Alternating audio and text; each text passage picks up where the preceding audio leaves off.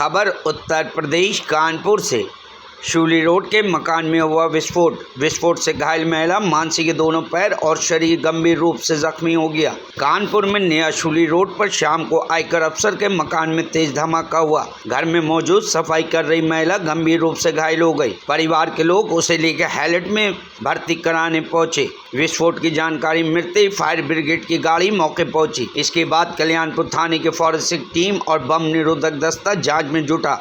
जहां पर धमाका हुआ उसका सैंपल फॉरेंसिक टीम ने लिया। विस्फोट क्यों हुआ इसका पता लगाने का प्रयास कर रही है पुलिस। बोरी जमीन पर गिरते ही हुआ तेज धमाका। कल्याणपुर थाना प्रभारी धनंजय पांडे ने बताया कि income tax officer Prem Singh का नया शूली रोड पर मकान है, लेकिन उसमें रहते नहीं है। उसे किराए पर कस्तूरीपुरवा रूरा कानपुर देहात निवासी नारायण बाबू किराए पर दिया है। नारायण की पत्नी घर में शिफ्ट होने के लिए साफ सफाई करने पहुंची थी। पत्नी मानसी रसोई में सफाई कर रही थी। इस दौरान अलमारी पर रखी एक बोरी को जमीन पर फेंका तो तेज धमाका हुआ और वे गंभीर रूप से घायल होकर जमीन पर गिर पड़ी। उसको दोनों पैर समेत शरीर के कई हिस्से में गंभीर चोटें आई हैं। चीख पुकार सुनकर मोहल्ले के लोग मौके पहुंचे कल्याणपुर थाने पर सूचना दी। पति ई रिक्शा से लेकर पहले कल्याणपुर CHC पहुंचे। यहाँ प्राथमिक उपचार के बाद हैलट रेफर कर दिया गया।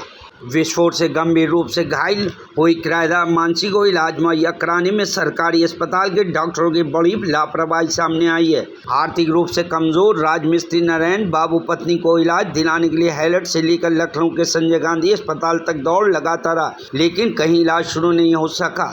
मामला GSVM कॉलेज के प्रिंसिपल संजय काला का संज्ञान में आया, तब 24 घंटे बाद मानसी का मुकम्मल इलाज शुरू हो सका। वो बारूद हमने कहा हटा दें। हाँ। और जैसे ही बोरी उठाई तुरंत फट गया। अच्छा, कहाँ पर ये आए थे आप?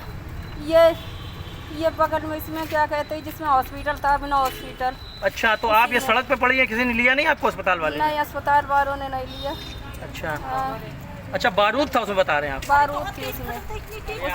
नारायण बाबू।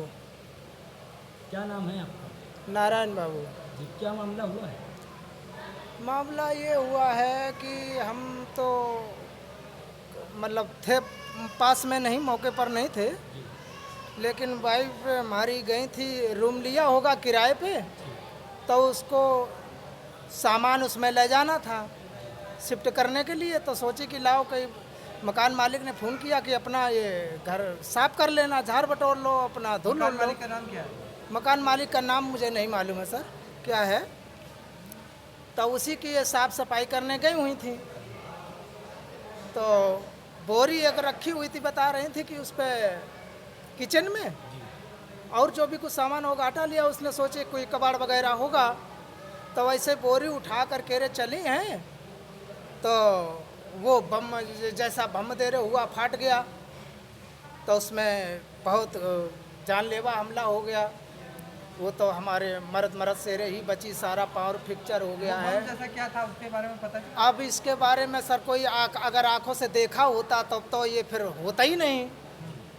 वो तो अगर जाना नहीं, अनजाने में उठाया कि जैसे सब कोई चीज़ कूड़ा कबाड़ा रखा होगा वही तो हटाया जा सकता है। साफ करने का मतलब क्या हुआ? निवास कहाँ है आपका? अब इस समय हम IT सोसाइटी के पास में रहते थे, तो हमारे बच्चों का स्कूल दूर पड़ रहा था, तो सोचा कि नेरे ले लो। तो यहाँ से रे दोपहर में बच्चे कुमला जाते हैं धूप में, यहाँ कहाँ तक रिक्शा वहाँ मिलता नहीं है, तो इधर शिफ्ट होना चाहते थे। तो यहाँ पर आए तो ये कमरा सफाई करने गई, तब तक ये बुरा हादसा हो गया। सफाई करने कहाँ गई? उसी रूम की सफाई करने के लिए गई थी जो किराए पर लिया था। मकान मालिक ने कहा अपना कमरा साफ आप कर लो। मकान मालिक कहाँ है? अब इस वक्त तो कहाँ है वो मैं तो नहीं बता सकता। जब हादसा हुआ था तो मकान मालिक कहाँ था? ये नहीं पता था वो कहाँ थे कहाँ नहीं थे। मकान वाले का निवास कहाँ है? ये बताया जाता है इधर कहीं रहते थे, बगल में ये सुर मंदिर है ना, इधर कहीं रहते हैं। हमें ठीक से रे ये पता नहीं कि वो कहाँ पर रहते थे। हमारी वाइफ ने ही बात की थी उनसे रे एक दिन पहले। आज वो सफाई करने के लिए पहुँच गई थी और तब तक वो हादसा हो गया। हमने कि जब हम पहुँचेंगे उनसे मिलेंगे तब अच्छे से मुलाकात करेंगे। वो कह रहे थे। वो आपकी वाइफ थी? जी मेरी वाइफ है। उनका नाम क्या है आपकी वाइफ का? मानसी देवी। आपका क्या नाम है? नारायण बाबू।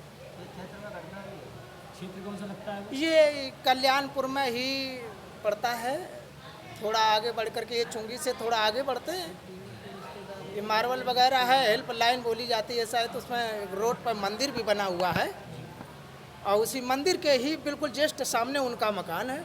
वहीं पर ये हादसा हुआ है। जैसे तैसे रे इन्होंने घबराहट में, कोई लड़का ने जब थोड़ी हेल्प दी, मोबाइल दिया, तो उन्होंने हमारा ही पहले नंबर लगाया। तो हम काम कर रहे थे, जैसे मेरे पास फ़ोन आया हम काम छोड़ करके भाग आए। ये हादसा कितने बजे हुआ है?